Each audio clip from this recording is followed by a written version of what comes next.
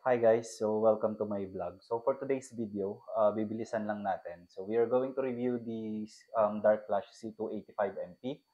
So nothing fancy with the box kasi ano lang siya, nakabalot lang siya ng plastic and then meron lang siyang styrofoam both sa bottom tsaka sa ibabaw.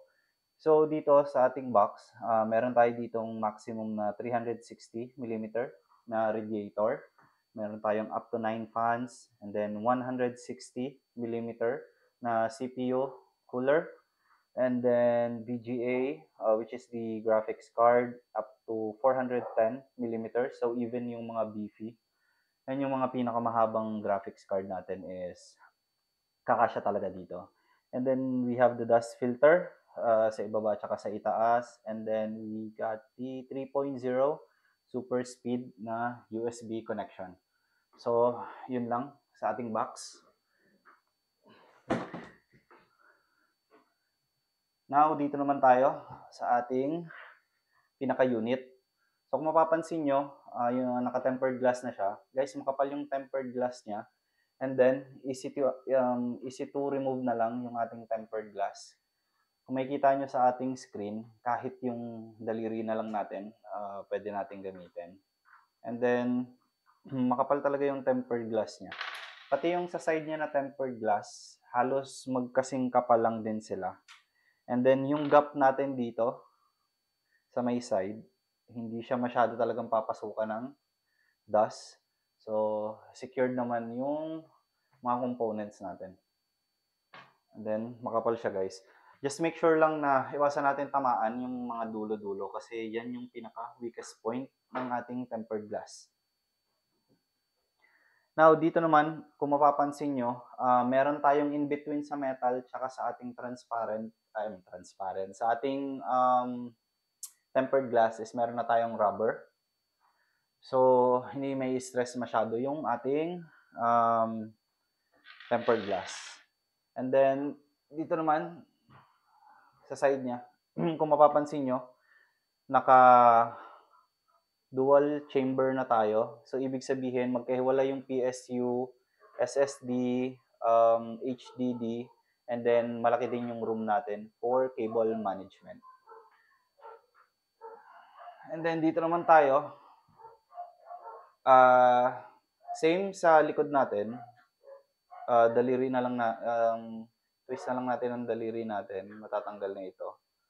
Just make sure lang siguro na pag bagong bili nyo, gamitan nyo ng screw kasi medyo mahigpit siya. And then slide lang natin to ng konti and then remove. And then siguro mas maganda siguro kung pati dito sa likod niya is nalagyan siya ng dust filter. So now dito naman, pwede tayong maglagay ng dalawang SSD and then isang HDD. Depende na lang sa diskarte natin kung paano natin pagkakasyahin lahat. And then sobrang laki ng space niya for our cable management. And then itong section na to is for the PSU, ATX. ATX ang size natin. And then meron tayo ditong motherboard riser, PSU for extra screws. And then meron din tayong pantali for the cable management. And then now, yung ibabaw natin, meron tayong we have the power button, we have the reset button, then USB 2.0, dalawa na, and then headphone jack, microphone jack, and then yung high speed natin na USB 3.0, and then the LED. Now, yung sabi ko kanina, meron tayong dust filter sa taas. Malaki yung dust filter niya. Ayan. Sa taas na siya, and then sa ilalim. Ayan. Mas maliit lang yung dust filter sa ilalim. So, quick thoughts ko lang sa mga nagbabalak bumili nito. Na siya, para sa akin swak na siya para sa budget. Nabili ko siya around 2,500. Nasa screen kung magkano yung nabili ko. Pero kung meron pa kayong mas malaking voucher, mas makaka-less pa kayo. Now, siguro ang na-off lang ako dito is siguro itong logo niya sa harapan. Lalo na kung all black yung build natin, medyo awkward. Pero pwede naman natin siyang remedyohan. Pwede naman tayong bumili ng sticker or any kind na diskartehan na lang natin ito. And then, pinaka nagustuhan ko sa kanya is 9 fans na siya. Imagine yung back, bottom, and top, even the side, meron tayong paglalagyan ng fans. So, bali ang fan pala natin dito is dito, papasok yung hangin natin, papasok, pati sa bottom, papasok. And then, ang fan naman natin dito is palabas ang hangin, pati na rin dito sa may side niya. And then, one of the advantage then is dual ano na tayo, dual chamber. So hindi na tayo mahihirapang mag cable management, and then para sa akin mas maganda yung kinalalagyan ng ating PSU and then yung mga SSDs natin. Now, kasi kung ipa-compare natin siya in comparison sa mga lower tier, para sa akin lower tier ang ano ko sa kanila, mapapansin nyo, lahat ng components natin magkakasama na sa isang lugar.